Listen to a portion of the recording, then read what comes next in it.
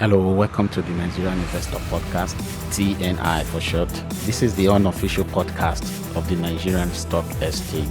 I am your host, Mudiaga, and my co-host, Mr. Ibaemi Aye for short.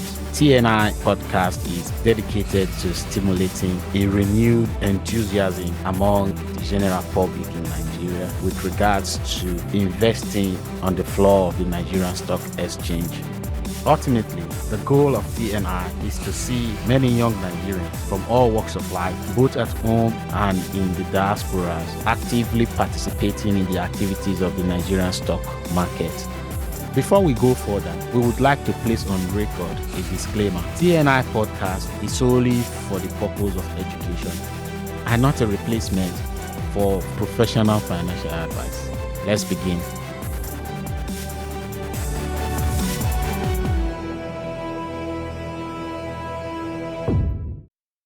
So on this maiden episode of the Nigerian Investor Podcast, we'll be looking at why we think that investing in the stock market could be a means of creating wealth if it is done well over a long period of time. And also we'll be looking at some of the reasons why I would think that most Nigerians are not participating in the stock market. And with me here today is my co-host, Mr. Aiba. Welcome to this maiden episode, Mr. Aiba. How are you doing today? I'm doing fine. It's great to be here on this podcast. Yeah, that's great. It's nice to have you here. Mr. Aiba, why do you think that the stock market is a place where someone could create wealth and make money consistently? Well, that's a very great question, Mr. Mudiaga. It's because principally the Nigerian stock market gives us an opportunity to create wealth because it offers investors an opportunity to invest in some of Nigeria's leading corporations, and by doing so, you can benefit from the profits these companies make. And it's always a good idea to start this journey as early as possible because there's a powerful tool known as compound interest. And when you start early and you can start growing your wealth and compounding over the long term, you can grow your wealth steadily. And one day, hopefully, you can become like Warren Buffett too. So, um, it's very important that you understand the steps required for you to begin to operate in the Nigerian stock market. So, I believe you have some details on that, Mr. Modi. Yes, thank you so much for your contribution. Like you said, it's very important you have the basic understanding. That will take me to the next topic that we would like to talk about on this maiden episode, because lack of understanding could means that your hard-earned funds could just be lost if you are not careful. Because I would liken it to someone who is going to a battle as a soldier. You're not trained in the art of warfare. You don't even know how to shoot a gun, and you appeared on the battlefront. There is possibility that you're not going to last long on that battlefront because you lack the basic training.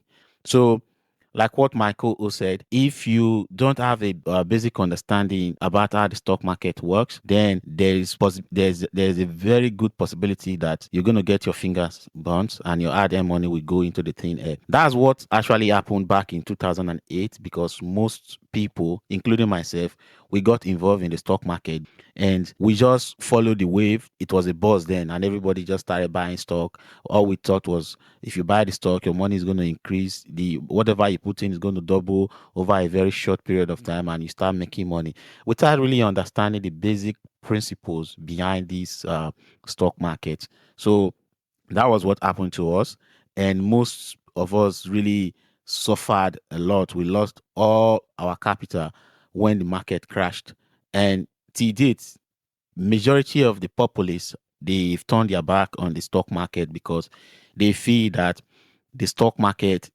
was the place where they lost their hard-earned money back then, and it's still the same. It is a place where if you get yourself involved, you're going to lose your money. And that's one thing that we think is a misconception, and that's what Bako just said. Now you have to have a basic understanding, and once you have that understanding, then you apply the principles. There's possibility that you could turn out very fine. But the most important thing is having the understanding. And that's where this podcast comes in. We are trying to create an opportunity where listeners will learn the rudimentary aspect of the stock market, how to go about the stock market, how to buy shares, and all that. Then, once you understand the ability to create wealth through the stock market and you practice it consistently, just like Warren Buffett, then there is possibility that you could turn out fine, just like him too. There are many people who are not as popular as Warren Buffett, even in Nigeria, that are really doing well as individuals, not as corporate organizations on the floor of the stock market. And these people, they started somewhere. They never got all the money that you think they earn today at once. They started very small, and over time, they had so many opportunities to grow their wealth. So that's one aspect of the stock market that most people still don't understand, because some people think that for you to become a participant in the stock market, you have to have millions. That's not true. There are so many stockbroking firms where you can buy and sell uh, the stock of companies on a daily basis by uh, putting in as little money as 1,000 naira, and you're good to go. There are some shares of companies on the floor of the Nigerian stock market that is as low as 1 naira. So we also have penny stock too, that are less than a naira. We have some companies that are like between 1 naira to 10 naira. Also, although we also have those blue chips companies whose share price are up to 1,000 naira. There are some that are in the hundreds and some that are very pricey. But they never started as pricey as that. They grew over time, and people who understand these principles, they tend to come out victorious at the end of the day. So this podcast is a very important podcast. If you really want to change your situation financially, if you want to get financial education and understand how investment works um, around the world, then I think the Nigerian Investor podcast, or TNI podcast for short, is the place where you need to be, because we'll be trying to produce this episode on a weekly basis with different topics on how the stock market works and how to understand the stock market, the various more or less like arms of the stock market, or the organizations that makes the stock market what it is today. So we'll be talking about the stockbroking firm. In subsequent episode, we'll be talking about the registrars, their role in the stock market. We'll be talking about the NSE itself, the Nigeria Stock Exchange, as an organization and what they do. We'll be talking about the banks, the role that the banks they play in the activities of the stock market, how you can connect your banking account to your stockbroking account, and how it all works. We'll be talking about some of the benefits that could arise from being an investor on the floor of the Nigeria stock market. Benefits like earning dividends, capital appreciation, even when some companies declare bonus, how it could benefit you. When company do stock splits, or when company do buyback and all that, those are benefits that you could get when you participate in the stock market. So we'll be rolling out those episodes in subsequent time, and we'll also to encourage you all to be active listeners by subscribing to this podcast. We also want you to follow us on all our social media handles. We also want you to engage with us. We're here to answer your questions. We're here to uh, get your contribution, because we don't know it all. Even though uh, between us we have some over a decade experience of participating in the stock market as retail investors, we don't know everything. So we're just trying to contribute our own quarter, whatever we've learned, whatever we've gained, whatever experience we've gained, we want to share it with you. And if you have experience, because we know there are people who have been uh, actively trading on the floor of the Nigeria Stock Exchange for decades. So we would like to hear your own side of the story and your contribution. And we are very open to interviewing anyone that is interested in becoming part of this podcast. So that is one of the reasons why we want to ensure that this initial episode, the first episode, we tell you what we are all about and what we want to do. And we actively um, create crave your indulgence that you should subscribe to this podcast. So it's interesting that you brought up the 2009 financial market crash. I always like to think of that period as a very important learning point for us as investors, because mistakes will happen. Nobody's immune to mistakes. Everybody makes mistakes from time to time, especially when you consider that in the market, the two driving forces that pushes us to invest is greed and fear. And at any given point in time, like Warren Buffett will say, be greedy when others are fearful, be fearful when others are greedy.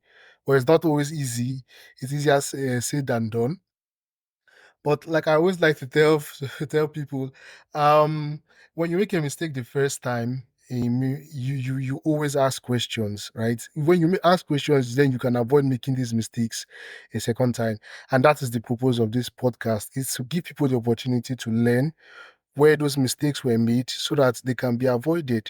And we think this podcast is going to be very, very interesting, very, very helpful in getting people to understand and demystify the stock market, so that in the future these kind of mistakes will not repeat themselves. So I think this podcast is a very important one. I think it's a good one that we are starting this podcast.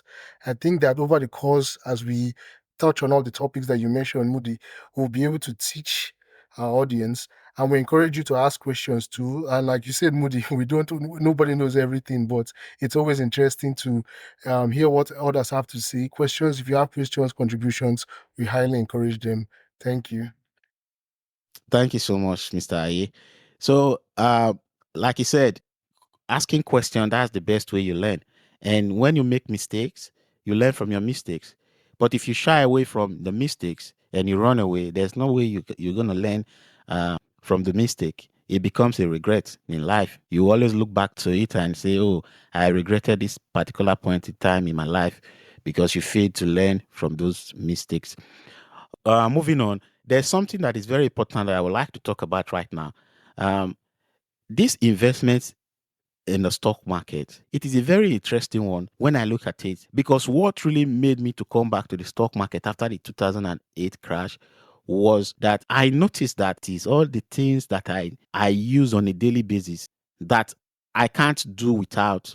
They are produced by companies that are listed on the floor of the stock market. I would like to just go on a little analogy here. For you to be able to talk to your family or loved ones, you are likely to buy airtime from two of the most popular network provider in Nigeria, MTN and Airtel. Even this podcast that is taking place right now, my colleague is using data subscription, maybe from MTN or Airtel. I too am using data subscription as well. These are companies that are listed on the floor of the stock market, which means we could be part owner of those companies and change their profit. You wake up in the morning, the first thing you do, for most of us, we pick out a toothpaste and we wash our mouth for oral hygiene. The companies that produce those toothpaste, some of them are listed on the floor of the stock market. You want to go to the market and buy some food stuff, prepare a meal. You buy ghee, you buy rice, you buy salt, and other ingredients that are needed to produce your meal. Most of the companies that produce these products, they are listed on the floor of the stock market. On a weekend, you want to socialize, you go to a restaurant, you go to a bar to relax, and you buy drinks. Most of those beverages that you consume, they are produced by companies that are listed on the floor of the stock market. Some people that are well to do to some extent, they want to raise properties like building, residential building or business center like Plaza. They buy cement. Almost all the companies that produce cement and cement in Nigeria are listed on the floor of the Nigeria stock market. So you can see that your day-to-day activities, where you spend your money, they are companies that produce these products, and they are all on the floor of the stock market. Meaning, it is an avenue for you to get back from what you spend on a day-to-day basis. Because if you look at the analogy I've just used now, these companies, they are companies that release products that people use all the time. So there is always a consumer, there is always a customer, someone that will be willing to buy, because you can't do without most of these products.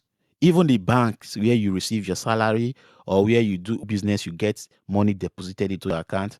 These banks, they are listed on the floor of the stock market. So you can see all aspects of your life is regulated by companies that are listed on the floor of the stock market. So it is a win-win situation when you get involved in the stock market. What do you think, Mr. Aye?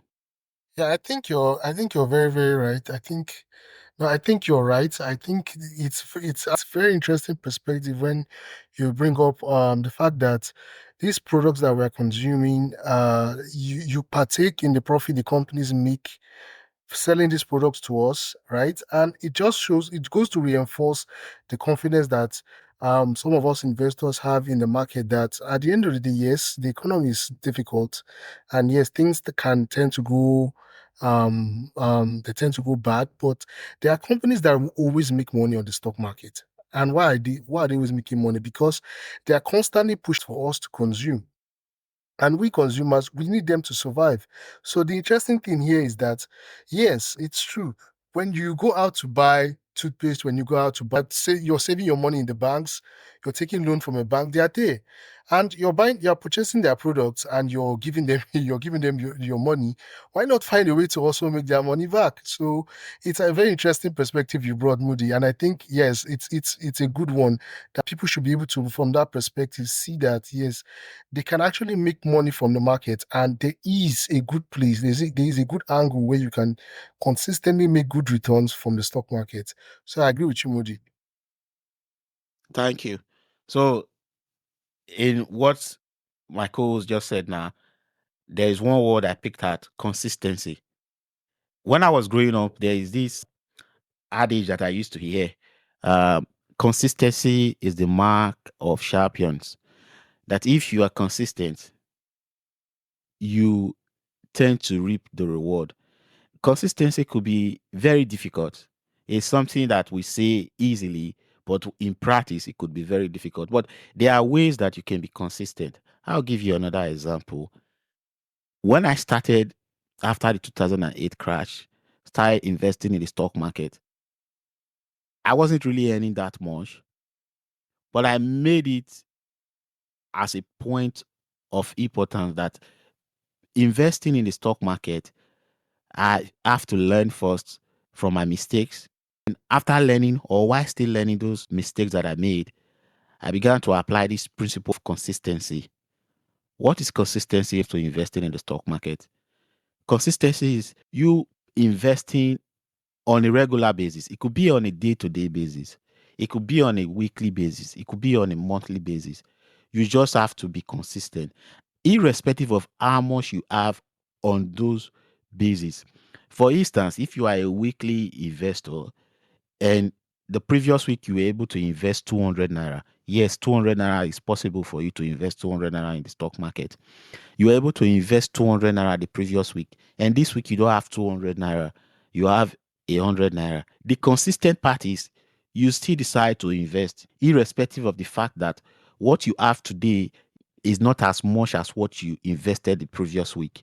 If it's on a monthly basis, you know that every month you have to invest, irrespective of whatever amount of cash you want to invest in the stock market. That is the consistency. And with time, you will see that your consistency will yield good results that even you will be surprised at. Uh, Earlier on, Mr. Aye talked about compound interest. I know he's going to throw more light on that either today or in subsequent episode. But that's one way that consistency can show up as a blessing when you do this type of investing, being consistent on a regular basis. Yes, and the interesting thing here is your money works for you. That's the interesting thing about compound interest. Your money works for you. I would like to just take this moment to recommend a very good book that points to this. That's the Richest Man in Babylon, where you have this analogy of how your money can give birth to children, and then those children can give birth to other children. And that's the interesting thing about compound interest is that when your money works for you and your money generates money, you can use that money to even make more money, and that just keeps making you richer and richer and wealthier and wealthier. But you have to be consistent. Yes, you cannot eat your seed capital. You just have to find a way to manage your expenses. And we hope in subsequent episodes we'll be able to teach you more about some tips and tricks that you can use to even deliver on this consistent result of investing your money. I think this is a good one. It's a good one that you've mentioned, this consistency and the need to um, keep on delivering on good results. It's always a good place to start to be consistent. And I think one interesting place to start with consistency is to know your circle of competence. This is something we coined from Warren Buffett, to know the areas that you're good at investing in and to stay focused within those areas so that you can always take the risk that you are well informed about and you don't take unnecessary risk. Staying consistent in this way is also one very good way to practice compound interest. So, Moody, I don't know if you have more to add to that. Yeah. I was thinking probably in our subsequent episode we can talk about compound interest, but we can go ahead and talk about the compound interest right now, because one thing I want us to understand is that TNI is here to pass information that you can use and apply in your day-to-day investing life. So compound interest has been referred to as the eighth wonder of the world. You know, we have the seven wonders of the world, some majestic structures like the Wall of China, but people have referred to uh, compound interest as the eighth wonder of the world. Why is it that it's referred to as a wonder? Compounding your investment, compounding your capital could yield an astonishing result that even you will be marveled at what transpired just by compounding. So, what's compounding? Compounding simply means that whatever you put into an investment, we're going back to consistency again. You have to be consistent. But initially, let's say at the beginning of the year, 2010, you decide to invest 5,000 naira in the stock market to buy some shares of companies that you've already studied, and you feel that these companies, they are well run and you think they're going to give you return. Now, these companies happen to pay dividends. Dividends are just profits that companies declare at the end of their financial year, and they share it among their shareholders. So if you have a share in the particular company that declares a dividend, then you are entitled to receiving dividends from the company because you are a part owner of the company. So consistency here will be like you invested a certain amount of money at the beginning, and on a monthly basis or weekly basis you invest, you keep on investing money in that particular company. Then at the end of the year, the company decides to reward the investors with their dividends. You got your dividends, and instead of running to the beer parlor to celebrate and squander the money, that dividend that you've received, you decide to put everything back into the investment. What it means is that next year, when the company is going to declare another dividends, you're going to earn more because you've what? You've increased your stake in the company. And if you continue doing that, whenever you receive a profit from the company, in this instance, dividends, and you decide to put the money, everything back without touching the money, then the money will be compounding. Initially, you will not notice anything. It will be very insignificant increase, but it will get to a certain stage. Usually at about 7 years, the seventh year, it will almost double 100% what you've started uh, your initial investment. It will increase by the seventh year. And from there, the increment will not be by arithmetic progression, it will not be geometric progression. So your money will start doubling, and when you get to a stage, it will triple and quadruple. It will look as if it's a wonder, but it is the effect of compound interest that is at play. So when you talk about discipline, compound interest is for people that are very disciplined, for people that are very focused, like Mr. Aye said. You have to be very careful with what you do with your earnings. You have to be very careful with what you do with your returns from your investment. Do you want to spend the money, or you want to invest the money back into the business so that you can do well? Thank you.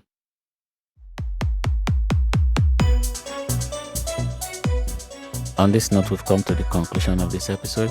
Thank you for taking our time to listen to this episode. We would encourage you to subscribe to our podcast so that you can get fresh weekly episodes as soon as they are released. We would also encourage you to follow us on all our social media handles, which can be found in the show notes. Until next time, thank you and have a nice one. TNI Podcast is a production of Rock Quarry Village. Producer Ayuba Imi Sele. Executive Producer Mudiaga Akpoto. Social Media Handler and Manager Chelsea Akpoto. Artwork and Design was done by Rona Utwedo. This episode was mastered and edited by Rona Utwedo at Rock Quarry Village Studio, Duluth, Georgia.